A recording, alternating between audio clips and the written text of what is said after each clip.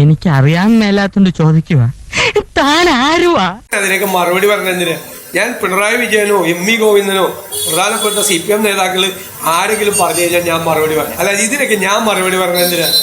അല്ല സതീശ, ആളിനെ നോക്കിയാണോ? ഉന്നയിക്കുന്ന വിഷയത്തോടല്ലേ പ്രതികരിക്കേണ്ടത്? മറുപടി ഇല്ലാത്തപ്പോൾ ഇങ്ങനെ ഒളിച്ചോടാമോ? മോശമല്ലേ അത്? സരിന്റേത് വ്യാജ വോട്ടാണെന്ന് താങ്കളല്ലേ ആരോപിച്ചത്?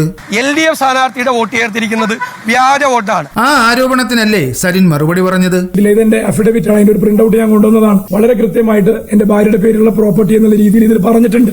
കാര്യകാരണ സഹിതമാണ് സരിൻ വിശദീകരിച്ചത്. അതിനോടുള്ള പ്രതികരണമാണ് താങ്കളോട് പത്രക്കാർ ചോദിച്ചത്. വിഷയത്തിൽ നിന്ന് ഇങ്ങനെ ഒളിച്ചോടിയാലോ? ഭീരുത്വമല്ലേ അത്? വോട്ടർ പട്ടികയിൽ പേരുള്ളവർക്ക് വേറെ മണ്ഡലത്തിൽ വോട്ട് ചേർക്കാൻ അവിടെ 6 മാസം സ്ഥിരതാമസം എന്ന വ്യവസ്ഥയൊന്നും ഇലക്ഷൻ കമ്മീഷൻ ഇല്ല. കമ്മീഷൻ പറയാത്ത വ്യവസ്ഥ സതീശൻ പറഞ്ഞാൽ മൈൻഡ് ചെയ്യേണ്ട ബാധ്യത സരിനുമില്ല. അപ്പോ ആ ഭാഗവും ക്ലിയറായി. സത്യത്തിൽ സരിന്റെ വിശദീകരണത്തോടെ സതീശന്റെ ആരോപണത്തിന്റെ വെടി തീർന്നു. സതീശന്റെ വാദം അപ്പടി അസംബന്ധമാണെന്ന് ജനം മനസ്സിലാക്കുകയും ചെയ്തു. അത് സമ്മതിക്കാൻ പക്ഷേ സതീശനെ ഈഗോ അനുവദിക്കുന്നില്ല.